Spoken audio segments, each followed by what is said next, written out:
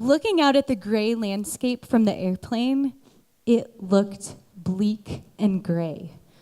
I had had so many feelings of excitement, but now I had a lot of different feelings going on inside. I knew that this was God's leading. It was what he had for me. I went to Poland in high school on a missions trip. I went back as a college student to serve on an internship. And this was the next step. I knew that God could use me in Poland to disciple teenagers, to pass on to them what I had experienced in my personal life. But outside that window, it looked cold and gray. And as our plane was landing in Krakow, all I could think was, what have I done with my life? My family is all royalty. My grandfather was the king of Judah, and once my grandfather died, my dad became the king of Judah. But they weren't good kings. In fact, they were so bad that my dad was killed about 2 years into his rule, which meant that suddenly now I was supposed to be the king. 8-year-old King Josiah, the kid king. How was I supposed to do anything good for our kingdom? All I knew was that I just needed to not be like my grandpa and my dad. They were terrible. But I didn't really know what that would even look like. So I tried to look into the past to find other kings who had actually been good. When I was 16, I finally found out about a guy named King David, the man after God's own heart. And I was like, all right, he seems pretty good. I'm going to be like him. And so I tried to figure out what that would actually mean. And when I was 20, I started trying to change the country a little bit, tear down some idols here, take down some altars there. And it was kind of working, but a really big change happened when I was 26. I found something amazing. I need one more person. Just one more person. There were like 5 testimonies at English camp, and I had only 4. And I realized it's going to be me. And I said, oh no, why? I didn't want to tell them my story because I was nervous how they would respond. I didn't know if they just actually understand what God did in my life. And I felt I was a child. I mean, in America, I was an adult. I had a job. I served in the youth group, leading a small group. I could pay my bills. I could drive my car and go different places. And in Poland, I felt like a child. I felt like just incompetent. I couldn't go anywhere by myself because people had to take me there because I didn't know where anything was. And I couldn't talk to anybody because I didn't speak Polish yet and I needed a translator. Even simple things like grocery shopping were hard. I had a mini fridge in my apartment, and I felt like an American college student. And I had to keep it full, so I had to keep going to the grocery store several times a week, walking all the way down from my 5th floor apartment, and it was rough. Now, I didn't have a lot of friends in those first couple weeks either because I didn't speak Polish yet, and it's hard to build a friendship without that. But soon, I met my new best friend. The book of the law. I found the book of the law. It was crazy, guys, let me tell you.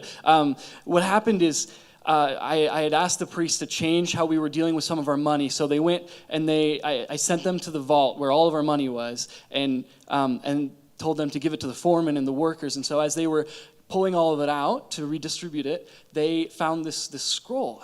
And they read it and they were like, oh my gosh. So they brought it to me, the king, and they read it to me. And with every word that they read out loud, I knew more and more that we had missed the point, that we were doing things so wrong, that all these things we'd gone completely away from what God wanted for us. I laid on the floor, I wept, I tore my clothes, I was distraught. I didn't know what to do.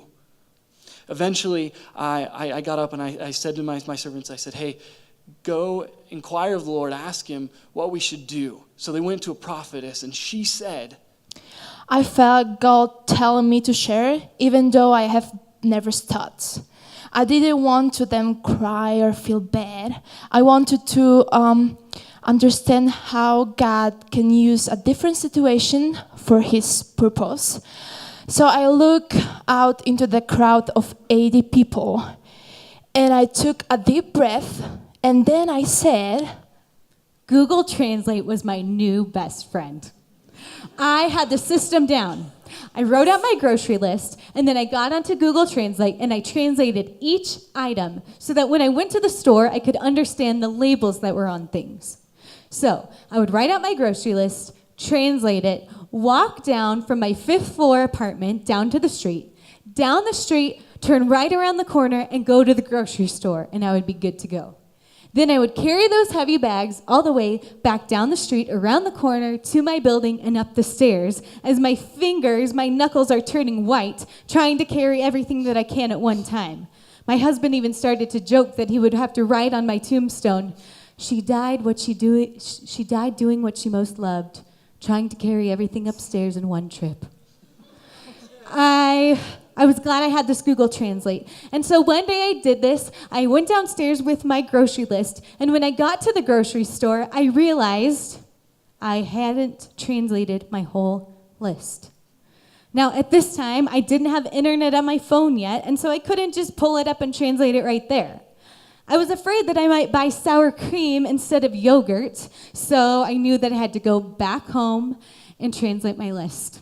So I walked away from the store, around the corner, down the block, and as I walked up those 5 flights of stairs, I just thought to myself, if I can't even go grocery shopping in Poland, how am I supposed to make a difference in ministry here?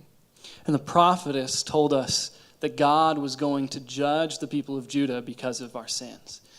God told us through the prophet that he was going to bring judgment. And when I heard that, I didn't know what to do. Here I was, this young king, and I knew I had to do something. I couldn't just let things be. But I didn't know what to do.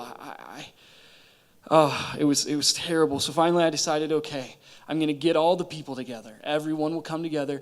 And when they got there, I opened the book of the law and I read the entire thing, telling the people again what it is that we should be doing, what it is that God expects of us.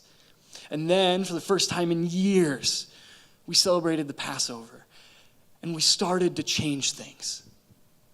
Every Sunday at church was boring to me, and I didn't want to be there.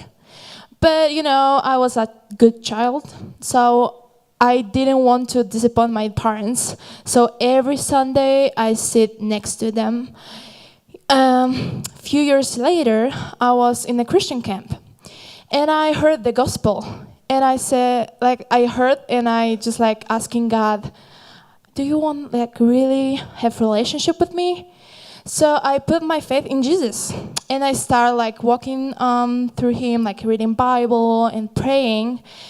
And my life was getting better and better and better. And a year after, my mom passed away. A few months later, I had learned chleb, bread, mięso wołowe mielone, ground beef, and avocado. My confidence was gaining in Polish, but I still wasn't that confident that I could make a difference. A few months later, it was time for our first ministry event of the year, and it was a training event for Polish leaders to learn how to put on English camps. I was excited to be at H2O, our training facility, with a lot of other Polish leaders from around the country. But I felt a little awkward and out of place being one of the only non-Poles there. So I kind of sat off to the side, not being able to carry on conversations in Polish with the people that were there. Then all of a sudden I looked up and there was this guy standing in front of me. A big guy with a curly afro, brown hair, and glasses, and he had a huge smile on his face. He introduced himself, told me his name was Wojtek, and then he asked me if I was responsible for organizing English camps. And I told him yes. He immediately broke into a smile and told me, "Thank you. I have been to English camps and they have changed my life." That's where Wojtek met Jesus and his life was really changed. In that moment, I knew that God was moving in Poland and he was changing the lives of teenagers. And I knew that God would use me. I broke down all the idols. As a whole nation, we went through and found all the things that were not pleasing to God, that had taken us away from him, and we broke them down, we burned them, we destroyed it all. Our nation was changing. And God still did bring judgment, but it was a huge step. God used me, this king, to change the nation of Judah. Just like he'd used King David before me to change the nation, he used me to bring his people back to himself. Through those hard time after my mom died, I learned that the family of God is real and powerful. When I finished my testimony, people were hugging me, crying, and saying that God used my story to answer some of their difficult questions about life with God. God used me. God used me. And God used me.